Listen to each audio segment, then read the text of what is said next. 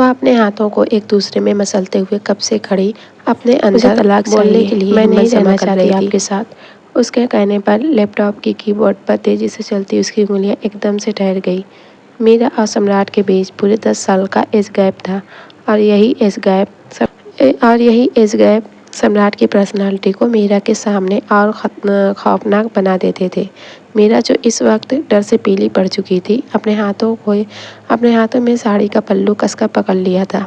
सम्राट ने कोई जवाब नहीं दिया और नज़र उठाकर अपनी बीवी को देखा और लैपटॉप साइड पर रखते हुए अचानक उसकी तरफ कदम बढ़ाए तो उसके बढ़ते कदमों को देख मीरा के कदम अपने आप पीछे की तरफ जाने लगे। उसका शरीर थर थर काँप रहा था। वह जैसे जैसे उसके आगे आ रहा था वैसे वैसे वह पीछे जा रही थी, यहाँ तक कि मीरा की कमर दीवार से जा लगी। अब मीरा के बचने का कोई रास्ता नहीं था।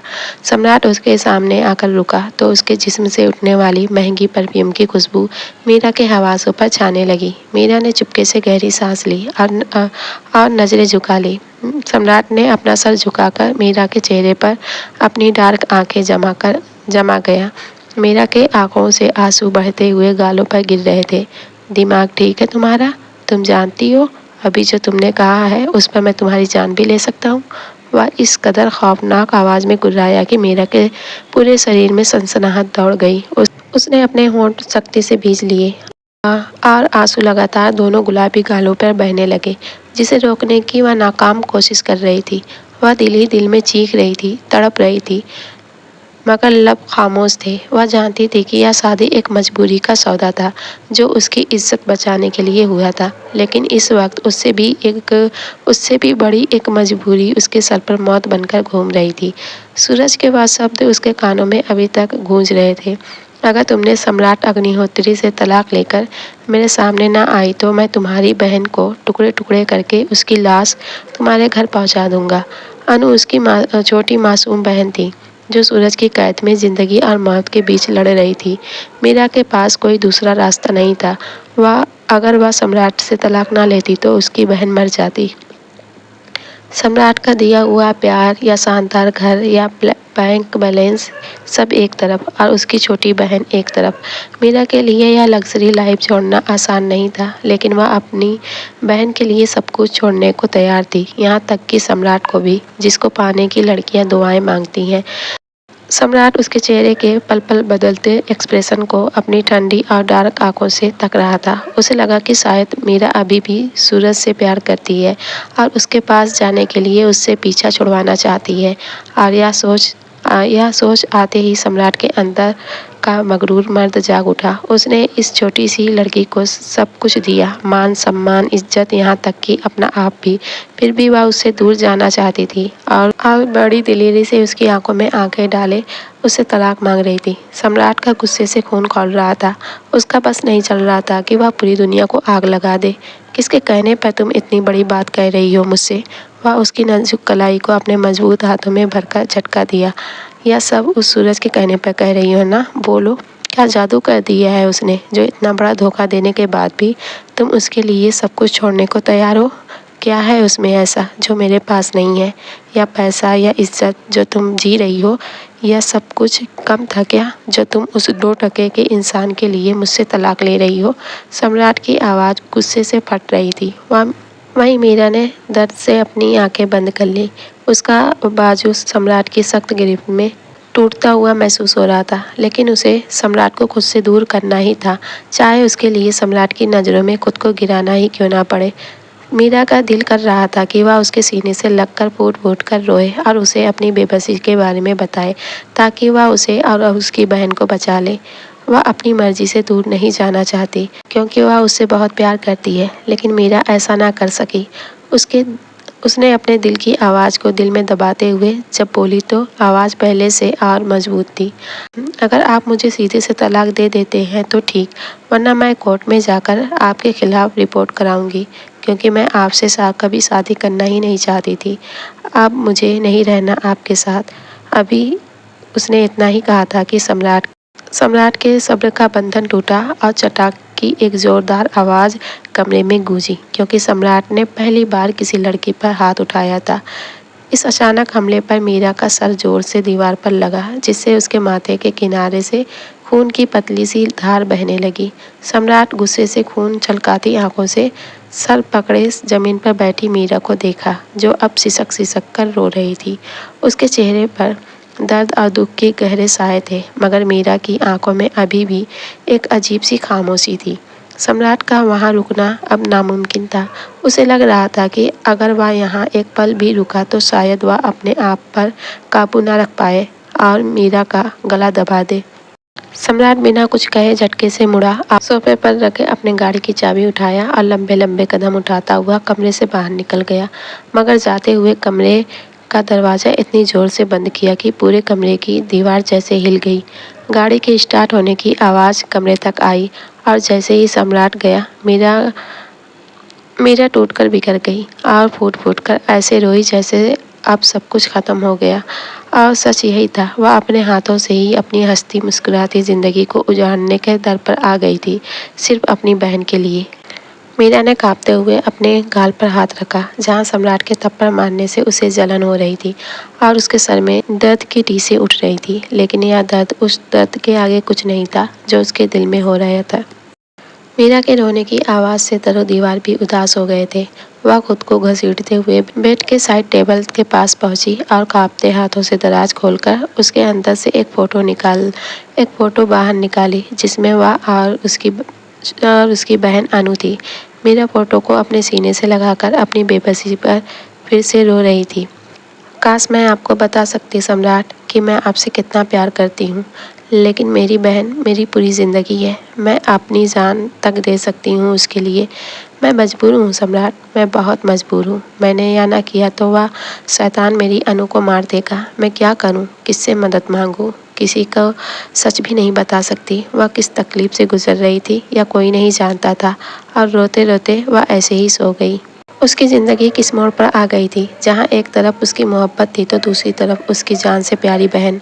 अब आगे ज़िंदगी उसके साथ क्या खेल खेलने वाली थी। शाम के साये गहरे हो रहे थे और शहर की सड़कों पर गाड़ियों का झुंड अपनी रफ्तार से चल रहा था। इस गाड़ी में वह भी अपनी गाड़ी दौड़ाता हुआ अचानक से एक जगह रोक दिया। उसकी सांसें तेजी से चल रही थी। गुस्से से उसका बुरा हाल था। कहते हैं मर्द नहीं रोते, लेकिन उसका दिल कर रहा था कि वह चीख चीख कर रोए। जो कभी किसी पर रहम नहीं करता था, आज उसकी हालत को देखकर लोग रहम करते। फिर अचानक वह गाड़ी में इतनी जोर से चीखा कि लगा उसके गले की नसें फट जाएंगी। 4 महीने पहले। मिस्टर आहूजा, ये लड़की कौन है? वह जो तेजी से अपनी गाड़ी की तरफ बढ़ रहा था, वहाँ एक दुबली पतली मगर बेहद खूबसूरत लड़की को देखकर रुका। सर, वह मिस्टर प्रकाश की बेटी है, अक्सर आती है उनसे मिलने। मैनेजर की बात सुनकर वह सनग्लासेस आंखों में लगा गया, मगर अभी भी उसकी नज़र उस लड़की को ही देख रही थी, जो हाथों में टिफिन लिए किसी के आने का इंतज़ार कर रही थी। ड्राइवर कब से गाड़ी का दरवाज़ा खोले उसके बैठने का इंतज़ार कर रहा था जब बोला, सर चलें। उसे ड्राइवर की इंटरफेयर बिल्कुल पसंद नहीं आई, इसलिए एक कटीली निगाह उस पर डालते हुए मगरूर लहजे में बोला, मुझे पसंद नहीं, कोई मुझे ऑर्डर दे। सॉरी सर, आइंदा से नहीं होगा। ड्राइवर एक तरफ जल्दी से सर झुकाकर खड़ा हो गया। सम्राट ने फिर उस तरफ नज़र घुमाई, लेकिन वह लड़की वहाँ नहीं थी। वह अपने केबिन में बैठा सेक्रेटरी से आज की रूटीन के बारे में पूछ रहा था। तभी दरवाज़ा नॉक करके मिस्टर प्रकाश अंदर आए। जी कहिए। सर, यह लोन, अगर ऑफिस की तरफ से यह लोन पास हो जाएगा तो मेरी बहुत मदद हो जाएगी। बैठिए। वह हाथ से इशारा करते हुए उनकी फाइल उठाकर देखने लगा। मिस्टर प्रकाश, आपकी सैलरी 40,000 है और आप लोन 80 लाख क्यों निकलवाना चाहते हैं? आपको पता है ना, कंपनी इतनी भारी रकम नहीं देती। उसने फाइल एक तरफ रखते हुए उनकी आंखों में आंखें डालकर अपने मखसूस लबो लहजे में बोला, सर ज़रूरत है। बेटी की शादी में इतने पैसे तो लग ही जाते हैं ना सर। मिस्टर प्रकाश के कहने पर सम्राट ने झटके से सर उठाकर उन्हें देखने लगा और उसके जहन में अचानक से वह लड़की याद आई, शादी। मिस्टर प्रकाश, आपकी बेटी कितने साल की है? 2 महीने में 18 की हो जाएगी सर। उसके सवाल का जवाब देते हुए जब प्रकाश ने सम्राट के चेहरे की तरफ देखा तो वह उन्हें सख्त नज़रों से देख रहा था। कोई गलती हो गई क्या मुझसे सर?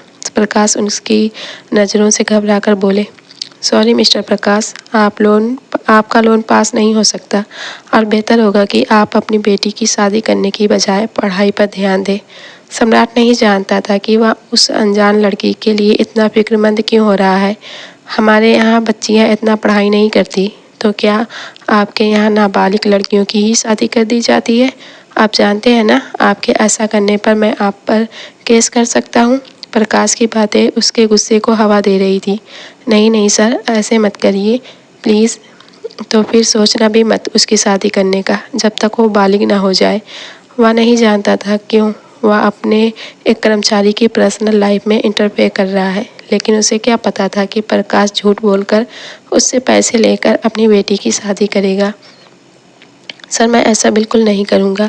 आप जैसा चाहेंगे मैं वैसा करूँगा। मेरी बेटी कॉलेज में एडमिशन लेना चाहती है, लेकिन आप तो जानते हैं ना, कॉलेज की फ़ीस हम भर नहीं सकते, गरीब लोग हैं।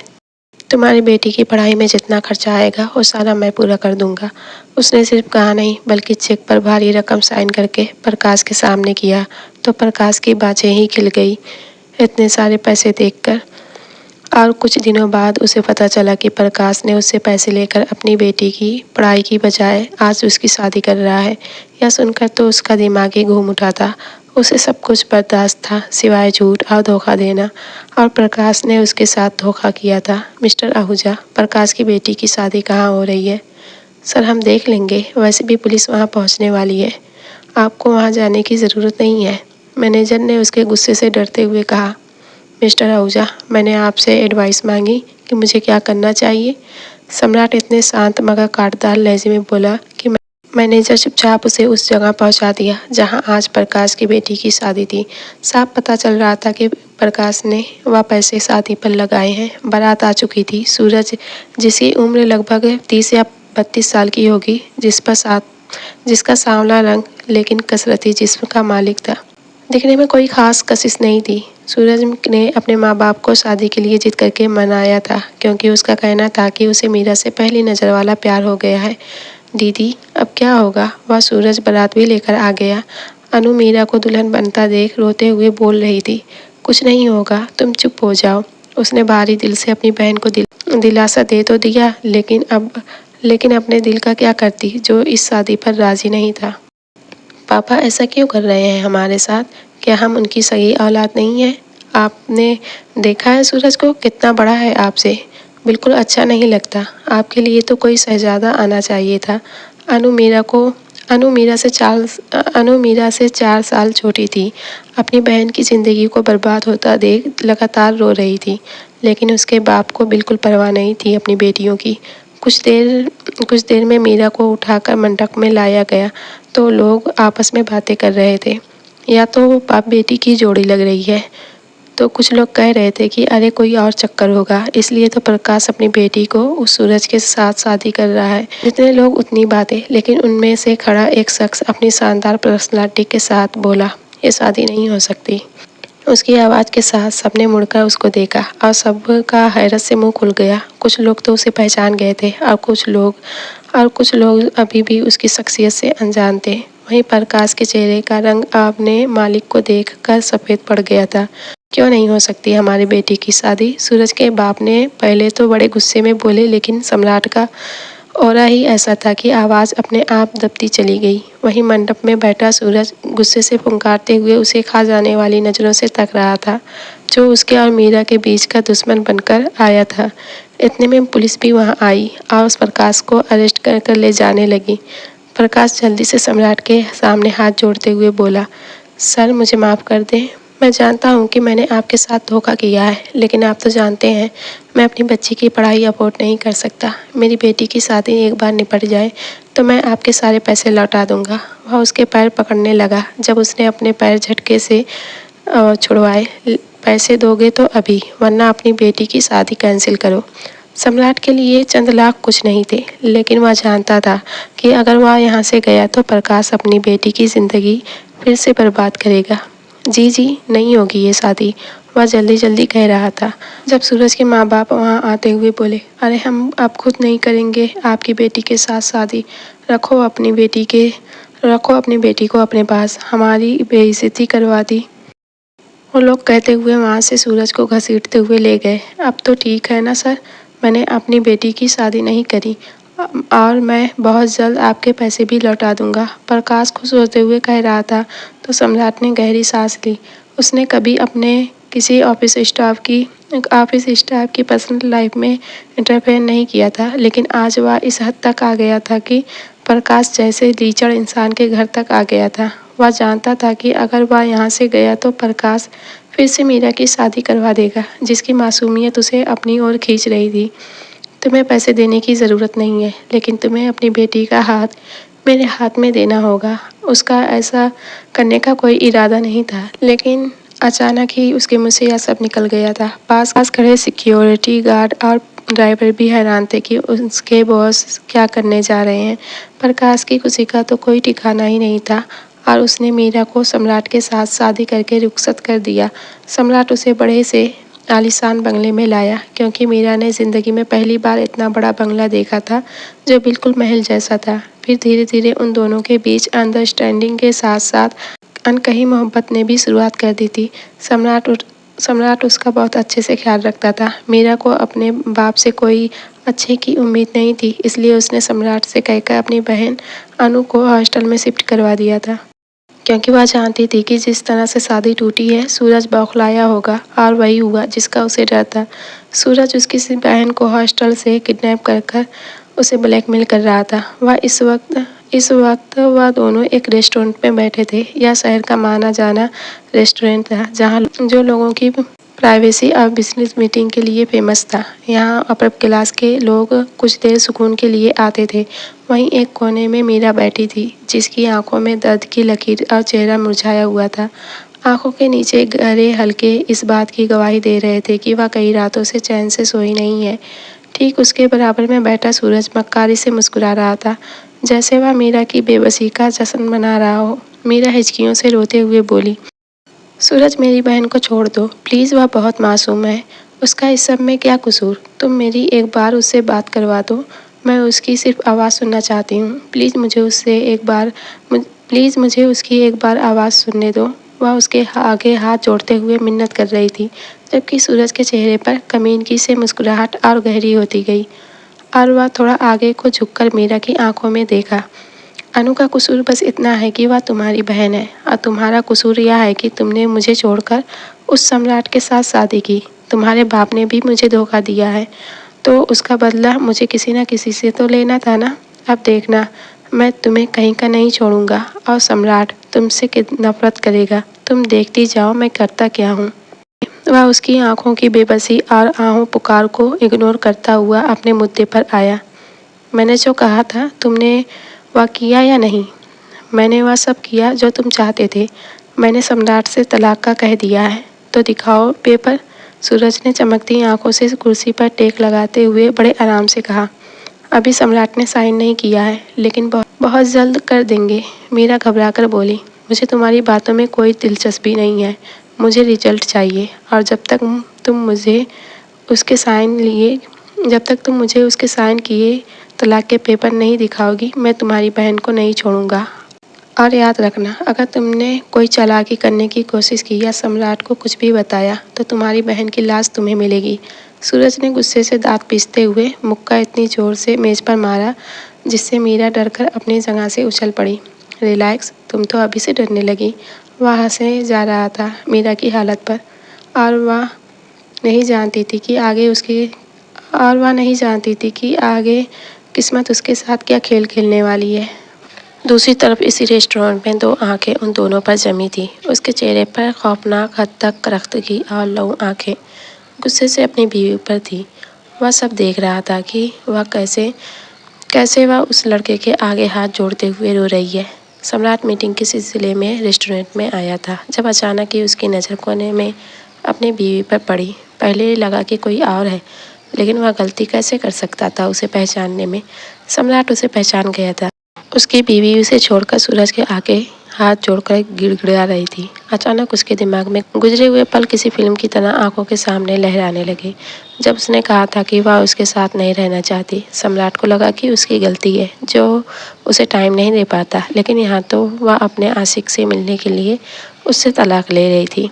मैनेजर उसकी गायब दिमागी को महसूस कर बोला, सर आप ठीक हैं? अगर आपकी तबीयत ठीक नहीं है तो हम बाद में मीटिंग कर सकते हैं। मैं सुन रहा हूँ, तुम बोलो। उसकी आवाज़ शांत बिल्कुल बर्फ़ की जैसी थी, लेकिन आंखें और चेहरे के एक्सप्रेशन उसकी आवाज़ का साथ नहीं दे रहे थे।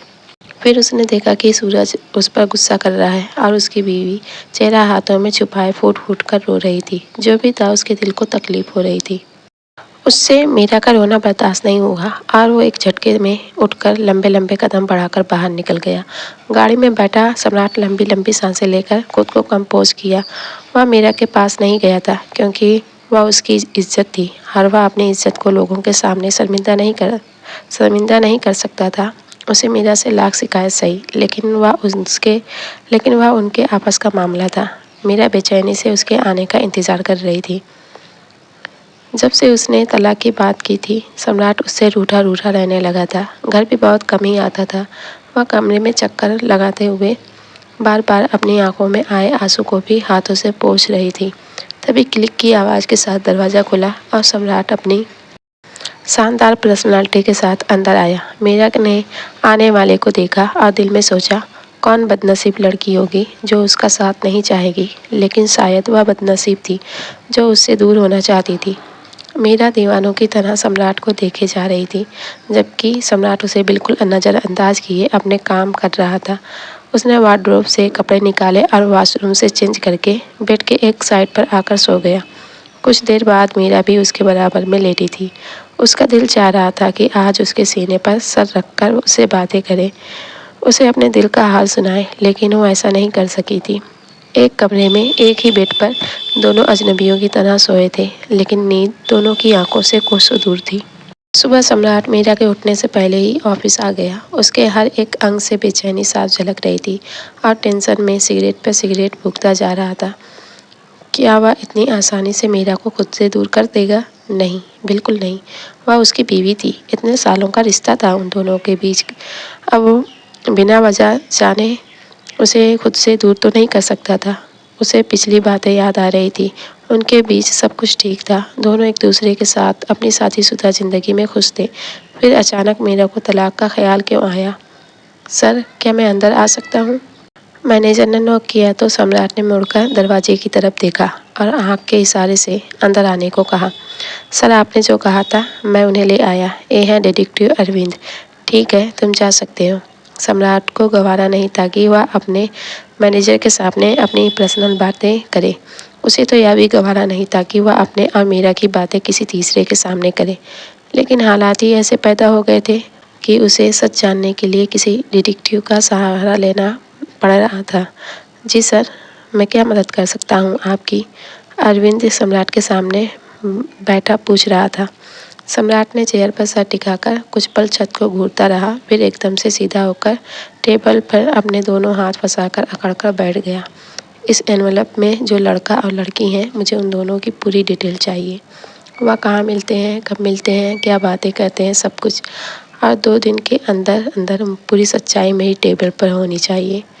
गलती की कोई गुंजाइश नहीं होनी चाहिए। और मीरा और सूरज को कानों कान खबर भी नहीं होनी चाहिए कि तुम उस पर नज़र रखे हुए हो। जी सर, काम हो जाएगा। अरविंद सम्राट से हाथ मिलाकर केबिन से बाहर निकल गया। अगले 2 दिन सम्राट के लिए कैसे गुजरे वह कोई नहीं जानता था। एक एक पल उसके लिए भारी हो रहा था। वह घर जाता तो मीरा को देखकर अपने जज्बात पर काबू पाने के लिए खुद को दूसरे कमरे में बंद कर लेता। उसके इस बदले हुए अंदाज और फिरफिले रवैये से मीरा अंदर ही अंदर घुट रही थी, जबकि दूसरी तरफ सूरज लगातार उसे फ़ोन करके तलाक के लिए फोर्स कर रहा था। पूरे घर में एक अजीब सी खामोशी और सन्नाटा छाया हुआ था। आखिरकार वह दिन भी आ गया जब सम्राट को मीरा के बारे में फैसला लेना था। आज उसने सेक्रेटरी से कहकर अपनी सारी मीटिंग को कैंसिल करवा दिया था।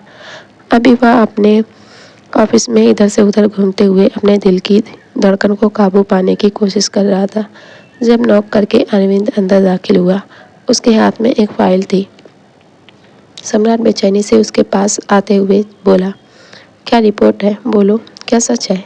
तब अरविंद ने गहरी सांस लिया और फाइल उसके सामने रख दिया। मिस्टर सम्राट, सच्चाई वह नहीं है जो हम देखते हैं, बल्कि सच्चाई कभी कभी वो होती है जो हमारी आंखों से ओझल होती है। मैं नहीं जानता कि आप मीरा मैम के बारे में इतना बेचैन क्यों हैं, लेकिन उन्हें ब्लैकमेल किया जा रहा है। अरविंद जानता था कि मीरा सम्राट की बीवी है। इतने बड़े बिजनेसमैन की बीवी को भला कौन नहीं जानता। आपकी बीवी आपसे बहुत प्यार करती है। इस फाइल में सारी डिटेल है, आपको सब पता चल जाएगा। अपना काम करके अरविंद तो वहाँ से चला गया था। उसने जैसे ही फाइल खोली तो बहुत सारी तस्वीरें उसके सामने थी, जिसमें अनु को कुर्सियों पर बेदर्दी से बांधा गया था। तस्वीर अलग अलग दिन की थी। सम्राट ने यूएसबी लैपटॉप में लगाई जब सम्राट की नज़र कुछ चैट और वीडियो पर पड़ी, जिसमें जिसमें वह मीरा को धमका रहा था और मीरा उससे वादा ले रही थी कि वह सम्राट से जल्द ही तलाक ले लेगी। यह सब देखकर सम्राट बेजान सा होकर चेयर पर गिर गया। सम्राट ने वीडियो ऑन किया तो ऑफिस के कमरे में सूरज की शैतानी आवाज़ गूंजने लगी, जो मीरा को फ़ोन पर धमकियाँ दे रहा था। सुनो मीरा, पिछले 1 हफ्ते से अनु मेरे कब्जे में है और तुमने अभी तक सम्राट को नहीं छोड़ा। लगता है तुम्हें अपनी बहन की जान प्यारी नहीं है। कहीं तुम्हें ये तो नहीं लगता कि तुम मुझसे कोई चालाकी करोगी और अपनी बहन को बचा लोगी? तो ये तुम्हारी सोच है। आज के बाद अनु की मौत की जिम्मेदार सिर्फ तुम होगी। उसके बाद मीरा की मिन्नती आवाज़ सुनाई दी। तुम ऐसा कुछ नहीं करोगे। मैं आज ही सम्राट से तलाक ले लूँगी। बस मेरी अनु को कुछ मत करना प्लीज़। सम्राट ने गुस्से में आकर अपने टेबल पर रखा सारा सामान ज़मीन पर गिरा दिया और अपना सर हाथों में पकड़कर सोफे पे बैठ गया। इतना सब कुछ हो गया और उसे अंदाज़ा ही नहीं था। मीरा कैसे बर्दाश्त कर रही होगी इतना सब कुछ अकेले। उसने अपने हाथों को आंखों के सामने किया, जिससे उसने मीरा को पहली बार थप्पड़ मारा था। वो कैसे बेयकीनी से उसे देख रही थी। वह बेचारी तो अपनी बहन की ज़िंदगी बचाने के लिए अपना घर उजाड़ रही थी और वह मीरा की मजबूरी, उसका दर्द समझने की बजाय मीरा को ही गुनहगार ठहरा बैठा था। उसका दिल किया कि अपने हाथ को काट कर फेंक दे, जिससे उसने मीरा के फूल जैसे गालों को तकलीफ पहुंचाई। उसकी आंखें दर्द और गुस्से से खून छलका रही थी। सूरज की मौत अब उसके हाथों लिखी थी, या तो पक्का हो गया था। आज उसने अपने सेक्रेटरी को बुलाया और आज का सारा काम समझाकर तेज कदमों से ऑफिस से बाहर निकलता गाड़ी में आकर बैठा। कुछ ही घंटों में सम्राट अपने आदमियों को लिए उस खंडहर जैसी जगह पहुंच गया जहां सूरज ने अनु को किडनैप करके रखा हुआ था। उसने आते हुए पुलिस को फ़ोन कर दिया था। सर आप यहीं रुकिए, अंदर खतरा हो सकता है, हम देखते हैं। इंस्पेक्टर उसे अंदर बढ़ता देख कर रोका, क्योंकि उन्हें मालूम नहीं था कि अंदर कितने लोग हो सकते हैं। ध्यान से इंस्पेक्टर, वह मेरी बहन जैसी है और उसे एक खरोच भी नहीं आना चाहिए। सूरज ने मेरी बीवी को खून के आंसू रुलाया है, उसे तो मैं अपने हाथों से सजा दूंगा। उसके लिए आपका कानून भी मुझे नहीं रोक सकता। इंस्पेक्टर सम्राट के चेहरे पर सख्ती देखकर खामोश हो गया। पुलिस की टीम और सम्राट के गार्ड्स ने खंडहर को चारों तरफ से घेरकर सूरज के आदमियों को अपने काबू में कर लिया। वह लोग सूरज के आदमियों का निशाना लेते हुए दबे कदमों से आगे बढ़ते गए। सम्राट भी उनके साथ था। अनु कमरे के कोने में दुबकी बैठी थी। उसके चेहरे पर आंसुओं के निशान थे। उसके दोनों हाथों और पैरों को रस्सियों से बांधा गया था। वहीं सूरज कमरे की दूसरी साइड खड़ा किसी से कॉल पर बात करते हुए बार बार अपनी कलाई में बंधी घड़ी पर नजर डाल रहा था। उसके चेहरे पर गुस्सा और झुंझलाहट साफ नजर आ रही थी। फोन रखकर सूरज मुड़ा और धीरे धीरे कुछ गुनगुनाते हुए अनु के करीब आकर घुटने के बल बैठा और मुस्कुराते हुए उसके चेहरे को चिन से पकड़कर ऊपर किया। प्यारी गुड़िया, तुम्हारी बहन ने अभी तक मुझे खुशखबरी नहीं दी। तुम जानती हो ना उसका नतीजा क्या निकलेगा? बोलो, तुम्हें मालूम है ना? सूरज के पुचकारने पर अनु ने रोते हुए गर्दन ना में हिलाई। ओहो, इतनी प्यारी गुड़िया हो तो, लेकिन लगता है तुम्हारी बहन को तुम्हारी बिल्कुल परवाह नहीं है। वह तो अपने अमीर पति को छोड़ना ही नहीं चाहती। जाहिर सी बात है, आदत जो पड़ गई है उसे या ऐश वाली ज़िंदगी बिताने की। लगता है वह तुमसे बिल्कुल प्यार नहीं करती, या फिर वह भूल गई है कि तुम मेरे कब्जे में हो। इसलिए तो अभी तक उसने सम्राट से तलाक नहीं लिया। आप क्यों कर रहे हैं ऐसा? क्यों हम दोनों बहनों की ज़िंदगी बर्बाद करना चाहते हैं? हमें छोड़ दें प्लीज़, वरना सम्राट जीजू को पता चला ना तो वह आपको ज़िंदा नहीं छोड़ेंगे। अनु रोते हुए बोली। अनु की बात पर सूरज पागलों की तरह हंसता है और अचानक टेबल पर पड़ा चाकू उठाकर उसके करीब ले आया। यह देख रही हो ना, इससे मैं तुम्हारे चेहरे पर वह निशान दूंगा जो तुम्हारी बहन ज़िंदगी भर नहीं भूलेगी।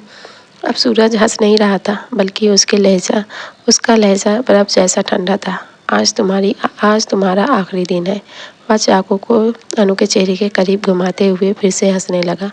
तभी एक जोरदार धमाके के साथ दरवाज़ा खुला और पुलिस के साथ सम्राट भी सामने खड़ा था। पुलिस ने उन लोगों को चारों तरफ से घेर लिया था। इस अचानक सूरत-ए-हाल पर सूरज के साथ उसके आदमी भी घबरा गए थे। इससे पहले सूरज कोई एक्शन लेता, जब सम्राट उस पर किसी बिखरे हुए शेर की तरह झपटा और उसका हाथ पकड़कर कमर पर लगाते हुए इतनी जोर से मोड़ा कि खट से हड्डी टूटने की आवाज़ के साथ साथ सूरज के मुंह से एक दर्दनाक चीख भी निकली। सम्राट ने उसे सीधा किया और एक जोरदार मुक्का उसके पेट पर मारा, जिससे वह लड़खड़ा कर बेंच पर गिरा और कांच का रखा वास टूटकर जगह जगह सूरज के शरीर में घुस गया। पुलिस ने उसके आदमियों को अपने कब्जे में कर लिया था, लेकिन सम्राट को उन्होंने कुछ नहीं कहा। कुछ ही पल में सम्राट ने सूरज को मार मार कर अधमरा कर दिया था। सूरज की हालत अब काबिले रहम थी। चेहरा पहचानने में नहीं आ रहा था, लेकिन सम्राट के ऊपर तो जैसे सूरज की जान लेने का जुनून सवार था। सूरज अब हाथ जोड़ते हुए सम्राट से अपनी जान की भीख मांग रहा था, मगर सम्राट का गुस्सा ठंडा होने का नाम ही नहीं ले रहा था। उसने सूरज को बालों से पकड़ा और उसका सर जमीन पर जोर से पटकने ही वाला था कि इंस्पेक्टर बीच में आया। सम्राट सर, बस करें, अब ये मर जाएगा। आपने जितना इसे सज़ा देनी थी दे चुके। अब कानून की बारी है इसे सज़ा देने की। इंस्पेक्टर ने बड़ी मुश्किल से सम्राट को सूरज से अलग किया था। पुलिस उन लोगों को अपनी वैन में बिठाकर वहां से ले जा चुकी थी। जब रोने की आवाज़ पर सम्राट अनु की तरफ मुड़ा तो अनु दौड़ते हुए उसके सीने से आ लगी। बैकग्राउंड में आने वाली आवाज़ के लिए सॉरी, क्योंकि मेरे घर पर काम हो रहा है और इसलिए आपको थोड़ी मुश्किल हो सकती है आवाज़ सुनने में। और मेरी तबीयत ठीक नहीं है, इसलिए आवाज़ भी बैठी हुई है। बड़ी मुश्किल से इतनी ही आवाज़ निकल रही है। और आप लोगों से तो एक और गुजारिश है कि आप लोग चैनल को सब्सक्राइब करें। अब बढ़ते हैं कहानी की तरफ। बस मेरा बच्चा, रोते नहीं है, मैं हूँ ना तुम्हारे साथ, अब सब ठीक हो जाएगा। सम्राट उसके सर पर हाथ फेरते हुए कितनी देर तक उसे तसल्लियाँ देता रहा, ताकि उसे यकीन हो जाए कि वह सेफ है। वह बहुत डरी हुई थी। जीजू, दीदी, तुम्हारी दीदी भी ठीक है और तुम्हारा बेसब्री से इंतज़ार कर रही हैं, सम्राट ने प्यार से कहा तो अनु हाँ में सर हिला दी। सम्राट उसे सहारा देकर गाड़ी की तरफ बढ़ा। अब उसे अपनी बीवी के पास जाना था, उसके दर्द को कम करना था और उसे यकीन दिलाना था कि वह हमेशा उसके साथ रहेगा। मीरा कल से सम्राट के आने का इंतज़ार कर रही थी, लेकिन ना तो वह रात को घर आया था और ना ही किसी भी तरह का कांटेक्ट उससे किया था। वह बहुत परेशान थी। ऊपर से सूरज की तरफ से भी कुछ घंटे पहले उसे धमकी वाला फ़ोन मिला था। जब से सूरज ने वीडियो कॉल करके अनु को दिखाया था, वह तो जले पैर की बिल्ली की तरह इधर से उधर चक्कर काट रही थी। मीरा ने तय कर लिया था कि अब चाहे जो भी हो जाए, वह सम्राट से तलाक लेकर रहेगी। सुबह से न जाने कितनी बार सम्राट का फ़ोन ट्राई कर चुकी थी वह, लेकिन उसका नंबर लगातार बंद जा रहा था। थक कर मीरा ने उसके ऑफिस में फ़ोन लगाया तो रिसेप्शनिस्ट ने फ़ोन उठाया। सर कहाँ पर है? मीरा ने जल्दी से पूछा। सॉरी, आप कौन? रिसेप्शनिस्ट ने शायद मीरा को पहचाना नहीं था। मैं उनकी वाइफ मीरा बोल रही हूँ। ओह सॉरी मैम, सर तो आज ऑफिस में नहीं है, वह तो सुबह ही चले गए थे। सुबह से ऑफिस में नहीं है तो कहाँ गए? मुझे नहीं मालूम मैम, सर काफ़ी परेशान लग रहे थे और आज की सारी मीटिंग भी कैंसिल करवा दी। अभी वह और कुछ बताती जब बाहर का भारी दरवाज़ा खुला। सम्राट एक नाजुक वजूद को सहारा दिए अंदर ला रहा था। मीरा की नज़रें सम्राट से होती हुई उस लड़की पर गई तो जैसे उसके पैर ज़मीन से जकड़ गए हों और साथ उसके दिल की धड़कन एक पल के लिए रुक गई और अगले ही लम्हे उसके होंठों से एक नाम निकला, अनु। मीरा के हाथ से फ़ोन छुटकर कप कर ज़मीन पर गिर गया था। दीदी, अनु की पुकार पर मीरा दौड़कर उस तक आई और दोनों एक दूसरे से लिपटकर इस तरह रोए कि वहाँ खड़े जितने भी लोग थे सबकी आंखों में आंसू आ गए थे। तुम ठीक हो ना मेरी जान? मीरा ने उसे खुद से दूर करते हुए उसकी चेकिंग करते हुए पूछा। मैं बिल्कुल ठीक हूँ दीदी। अनु के जवाब पर मीरा उसे एक बार फिर से अपने सीने से लगा लिया, जैसे कोई माँ अपने बिछड़े हुए बच्चे को सीने से लगाती है। सम्राट, जीजू ने मुझे बचा लिया, वरना सूरज तो मुझे मार ही देता और शायद हम दोनों कभी ना मिलते। अनु रोते हुए सब कुछ मीरा को सुना रही थी। मीरा ने अपनी सूजी हुई पलकें उठाकर अपने प्यार को देखा, जो खामोशी से खड़ा उन दोनों बहनों को देख रहा था।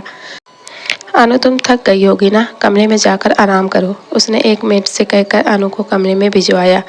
अब वहाँ सिर्फ सम्राट और मीरा ही रह गए थे। मीरा भीगी भीगी निगाहों से सम्राट को देख रही थी, लेकिन आवाज़ जैसे हलक में ही फंस गई थी। सम्राट की हालत भी उससे कुछ जुदा नहीं थी। वह इन चंद कदमों की दूरियों को ख़त्म करके मीरा के पास जाना चाहता था, लेकिन उसके पैर जैसे ज़मीन में जाकर गए हों। मुझे अभी भी यकीन नहीं हो रहा कि अनु मेरे पास है और उसे सही सलामत वापस लाने वाले आप हैं। समझ नहीं आ रहा कि मैं आपका कैसे शुक्रिया अदा करूं। वह नज़रें झुकाए बोल रही थी। आपका एहसान मैं पूरी ज़िंदगी नहीं उतार पाऊंगी। सम्राट उसकी बात पर चौंका। उसे एहसान वाली बात बिल्कुल पसंद नहीं आई थी।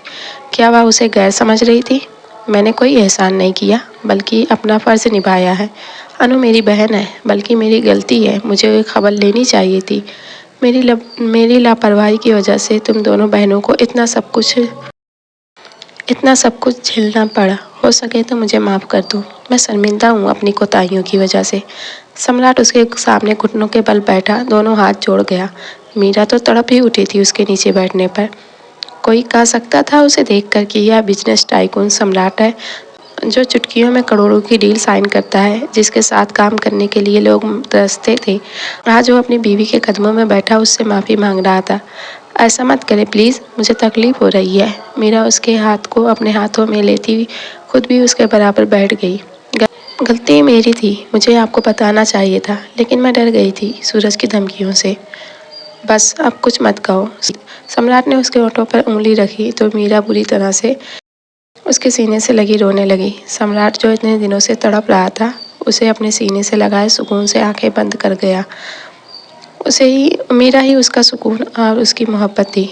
सम्राट यहीं चैन से नहीं बैठा, बल्कि उसने सूरज को कड़ी से कड़ी सजा दिलवानी थी और आज उसकी कोर्ट में सुनवाई थी। अनु के साथ सम्राट और मीरा थे। सूरज को हथकड़ियों के साथ कोर्ट रूम में लाया गया और कुछ ही देर में कार्रवाई शुरू हुई और जज साहब सारे सबूतों और गवाहों को मद्देनजर रखते हुए सूरज को 11 साल की सजा सुनाई।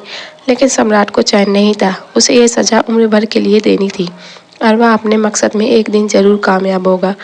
जीजू, दीदी आपको कुछ बताना चाहती हैं। अनु की शरारत पर सम्राट मुस्कुराया।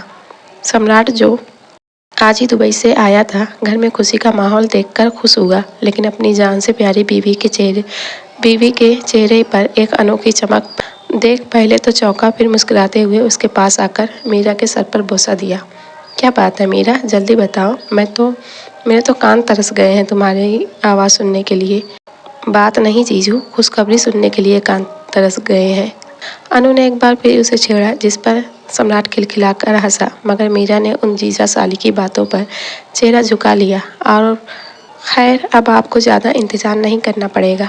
कैसा इंतज़ार? क्या कह रही हो तुम? खुलकर बोलो। अनु की शरारती बातें और मीरा के शर्माने पर भी सम्राट नहीं समझ पाया था। अरे यही कि अब इसका मतलब तो अब आपको दीदी बताएंगी। मैं तो चली। अनु अपना पॉपकॉर्न का बाउल उठाकर सम्राट को कंफ्यूज कर अंदर चली गई। मीरा या अनु अभी क्या कह रही थी? कुछ बोलोगी? वह बड़े प्यार से उसका हाथ अपने हाथ में लेकर पूछ रहा था। आप पापा बनने वाले हैं क्या? उसने जैसे आधी बात सुनी ही नहीं थी। मीरा ने उसके इस तरह चीखने पर हैरत से देखा और फिर उसके सीने पर जोर से मुक्का मारा। आप बहुत बुरे हैं सम्राट। मीरा गुस्से में लग रही थी सम्राट के रिएक्शन पर। क्या सच में? सच है ये? मैं नहीं, मतलब हम सच में मम्मी पापा बनने वाले हैं। सम्राट के तो शब्द ही नहीं मिल रहे थे कि वह क्या कहे। हाँ जीजू, आप ही पापा बनने वाले हैं। अनु न जाने कहाँ से फिर निकल कर आई। सम्राट जो मीरा की तरफ बढ़ने लगा था, झट से पीछे हुआ। वैसे मैंने कुछ देखा नहीं, आप जो करने वाले थे कर सकते हैं। मैं जा रही हूँ। अनु मुंह में पॉपकॉर्न डालते हुए अपनी एक आँख दबाते सम्राट से कहकर चली गई, जबकि मीरा का दिल किया कि अपनी बहन के मुंह पर कपड़ा ठूस दे, जो कब से सम्राट के सामने उसे शर्मिंदा कर रही थी। अपनी चोरी पकड़े जाने पर सम्राट और मीरा ने एक दूसरे को देखा और फिर उन दोनों की हंसी की गूंज कमरे में चारों तरफ फैल गई। कहानी आप लोगों को कैसी लगी कमेंट सेक्शन में ज़रूर बताइए और चैनल को सब्सक्राइब करें।